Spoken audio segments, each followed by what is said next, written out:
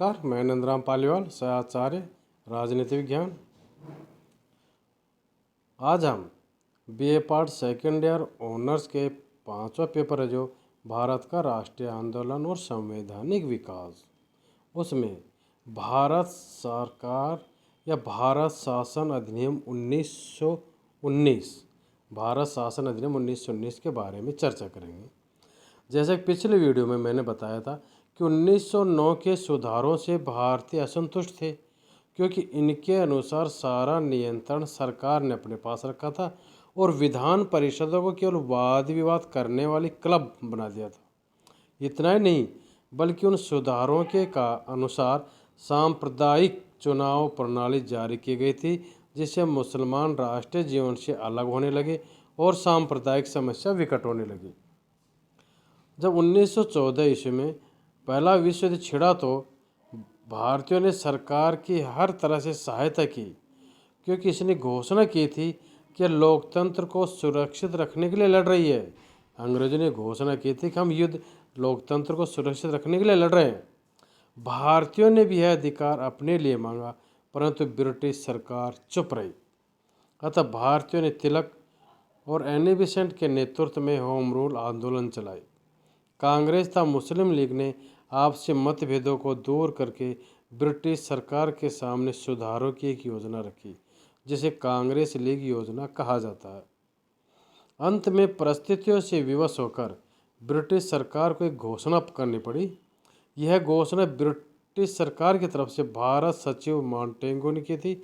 इस घोषणा में मॉन्टेगू ने कहा कि ब्रिटिश सरकार का लक्ष्य भारत में अंत में उत्तरदायी सरकार की स्थापना करना और भारतीयों को शासन में अधिक भाग देना है, परंतु यह केवल धीरे धीरे ही हो सकता है।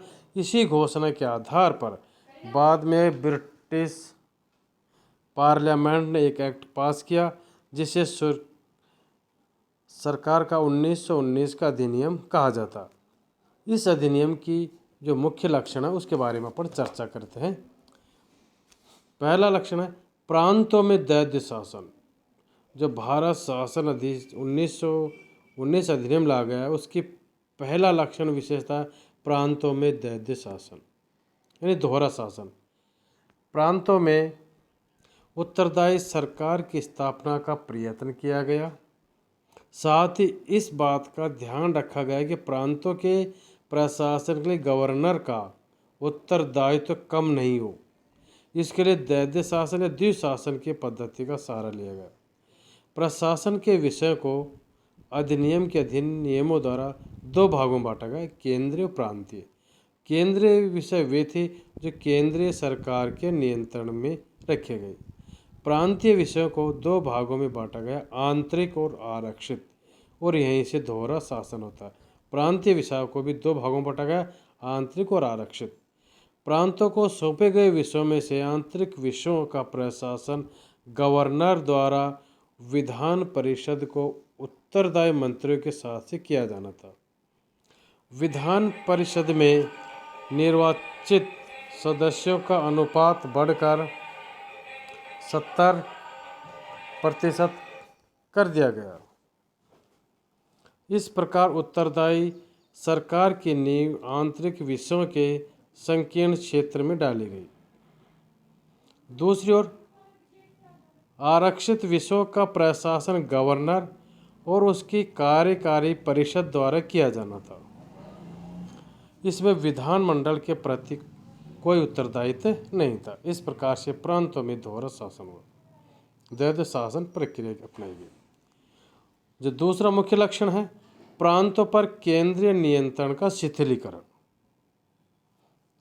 जैसा कि अभी अपन ने बताया, भारत शासन अधिनियम 1919 के अधीन द्वारा बनाए गए नियमों ने, जिन्हें न्यायगमन नियम कहा जाता था, प्रशासन के विषय को दो भागों में विभाजन किया, केंद्रीय और प्रांतीय।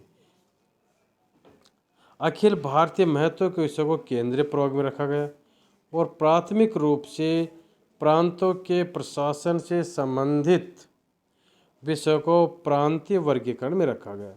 इसका अर्थ ये हुआ कि प्रांतों पर पूर्ववर्ती केंद्रीय नियंत्रण प्रशासनिक, विधायी और वित्तीय विषयों में शिथिल हो गया। राजस्व के स्रोतों का भी 2 प्रभागों में विभाजन किया गया, जिससे प्रांत अपने द्वारा संग्रहित राजस्व की सहायता से अपना प्रशासन चला सके। इस प्रयोजन के लिए प्रांतीय बजट को भारत सरकार के बजट से अलग किया गया और प्रांतीय विधानमंडल को यह शक्ति दी गई कि वह अपना बजट प्रस्तुत कर सके और प्रांतों के राजस्व के स्रोतों से संबंधित अपने कर उद्घाटित कर सके।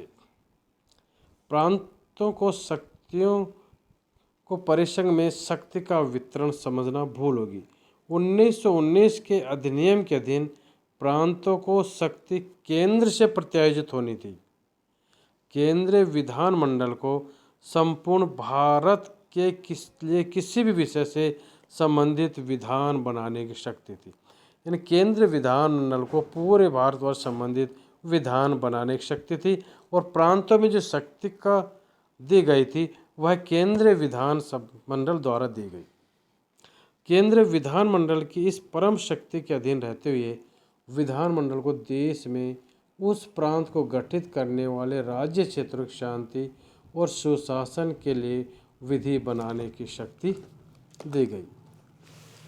प्रांतीय विधान पर गवर्नर जनरल के नियंत्रण को बनाए रखने के लिए यह अधिकथित किया गया कि कोई भी प्रांतीय विधेयक चाहे उसे गवर्नर की अनुमति मिल गई हो तो भी तब तक विधि नहीं बना सकेगा जब तक कि उसे गवर्नर जनरल की अनुमति नहीं मिल जाए। इस उद्देश्य से गवर्नर को यह शक्ति दी गई कि वह इस अधिनियम के अधीन बनाए गए नियमों द्वारा निर्मित विनिर्दिष्ट विषय से संबंधित विधेयक को गवर्नर जनरल के विचार के लिए आरक्षित कर सके। अगला लक्षण है भारतीय विधानमंडल को और अधिक प्रावधानिक बनाया गया, यानी और प्रातिनिधिक बनाया गया। भारतीय विधानमंडल को और प्रातिनिधिक बनाया गया। केंद्र में उत्तरदायित्व को स्थान नहीं दिया गया।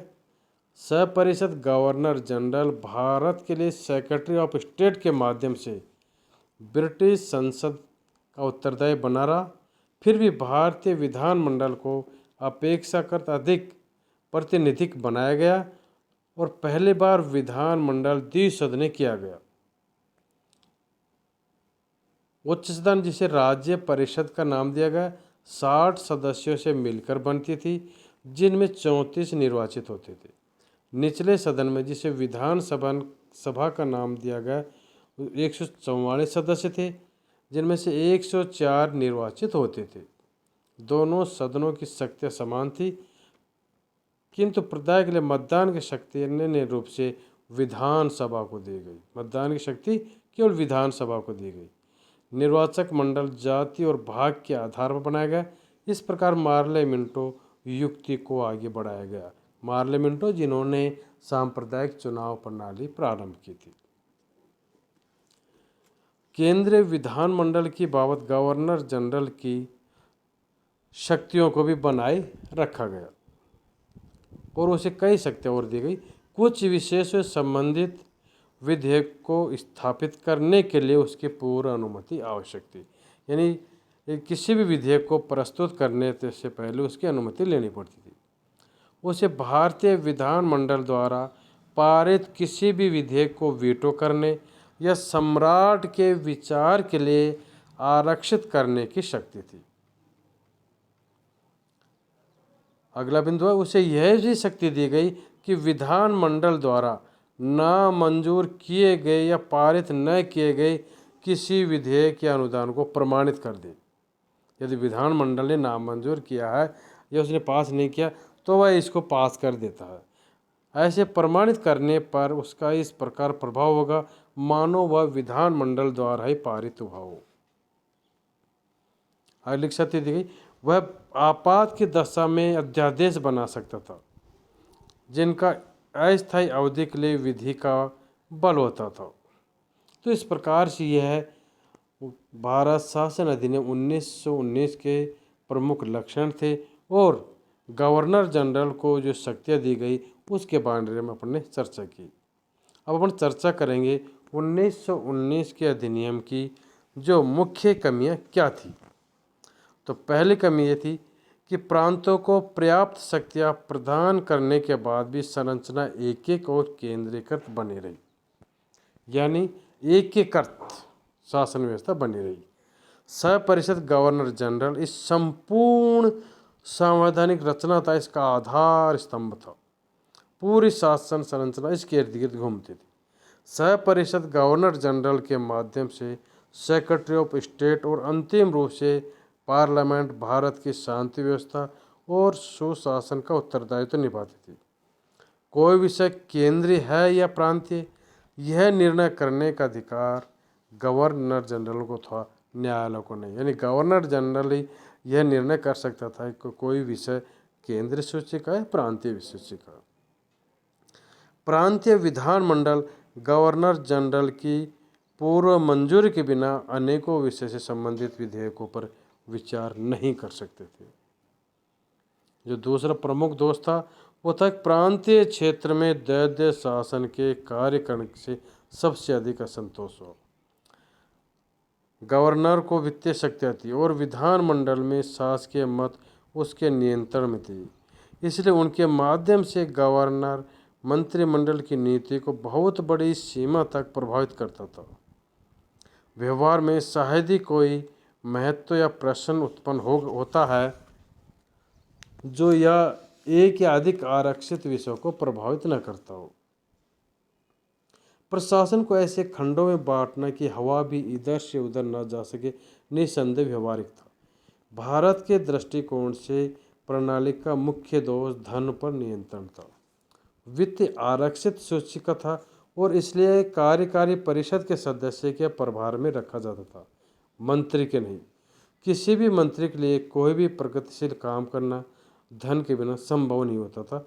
और इसके साथ यह भी तथ्य था कि भारतीय सिविल सेवा के सदस्य जिनके माध्यम से मंत्रियों को अपनी नीतियां लागू करनी थी, सेक्रेटरी ऑफ स्टेट द्वारा भर्ती किए जाते थे और उसी के प्रति उत्तरदायी रहते थे, मंत्री के प्रति नहीं। इन सब के ऊपर गवर्नर की अध्यारोह शक्ति थी। गवर्नर आंतरिक विषयों की बाबत भी संवैधानिक अध्यक्ष के रूप में काम नहीं करता था।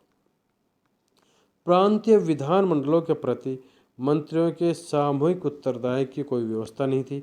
मंत्री व्यक्ति से नियुक्त किए जाते थे और गवर्नर के सलाहकार के रूप में कार्य करते थे और वे कार्यकारी परिषद के सदस्य से केवल इस बात में भिन्न थे कि वो गैर सरकारी थे। गवर्नर को यह शक्ति थी कि वह मंत्रियों की सलाह के अनुसार कार्य करे या नहीं करे। वह विधानमंडल द्वारा इनकार किए गए अनुदान को या उसके द्वारा नामंजूर किए गए विधेयक को प्रमाणित कर सकता था यदि वह समझता था कि किसी आरक्षित विषय से संबंधित उसके उत्तरदायित्व के सम्यक निर्वहन के लिए यह आवश्यक है। इसलिए इस बात में कोई आश्चर्य नहीं होना चाहिए कि प्रांतीय क्षेत्र के एक भाग पर मंत्रिमंडलीय शासन का प्रारंभ कोई प्रभाव नहीं डाल सका और भारतीय आकांक्षाओं की इससे संतुष्टि भी नहीं। तो ये थे भारत शासन अधिनियम के मुख्य लक्षण और उसमें जो मुख्य कमी थी वो क्या थी।